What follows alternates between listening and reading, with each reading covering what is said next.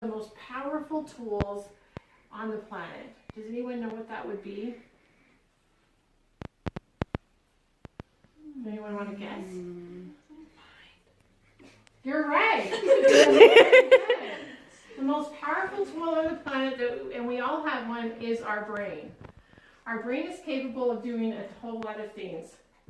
Hold on.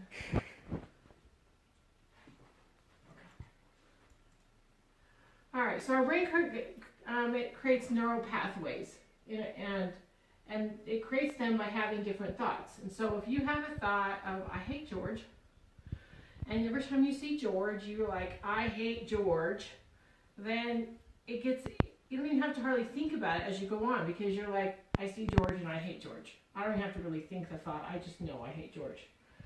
But your brain it's like silly putty. It's neuroplastic. And so you can change that thought, and you can say, okay, so I've decided I shouldn't hate George any longer.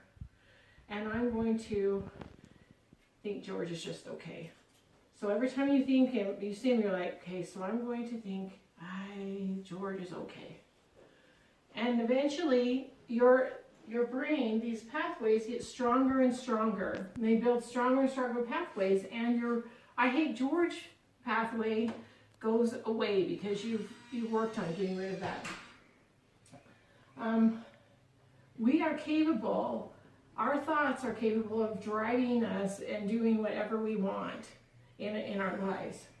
But I want to talk to you about tonight about one thing that can really change your brain. And that thing is to practice every day, but how we're going to practice is through daily prayer. Daily prayer can change your brain in miraculous ways.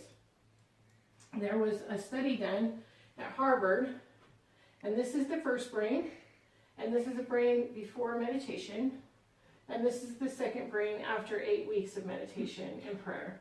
And this was after doing 10 minutes a day. So this here is the amygdala. Does anyone know what the amygdala is or what it does? So the amygdala is, they call it your primitive brain, fight or flight part of your brain, or your lizard brain.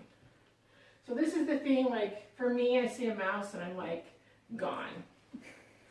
And so after 10 weeks, their amygdala had shrunk, and the colors, the highest color is yellow.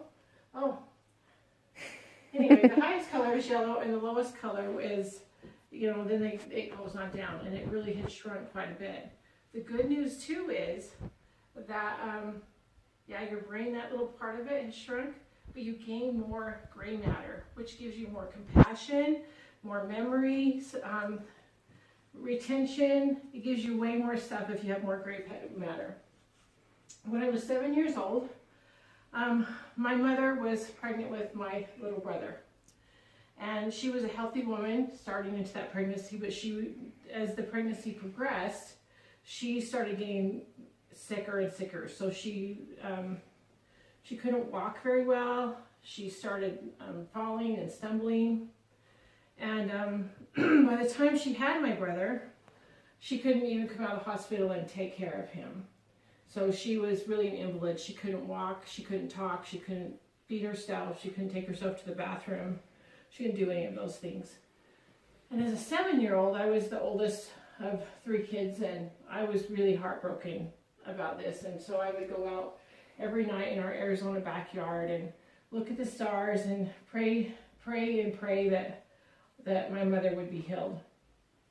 They'd diagnosed her with multiple sclerosis, or MS, and but nothing really happened. My little faith was like shaken because nothing really happened.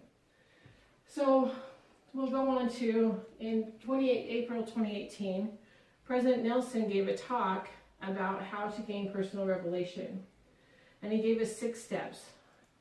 The first step is to pour your heart out to God. And that is one thing I really did as a 7-year-old, is I poured my heart out to God. But tell him all your happinesses and your sadnesses and the things you're worried about. The second step would be to ask him to tell you what you should do. And then write it down. Oh, listen, I forgot the third step is to listen first. And then write those things down and record your feelings.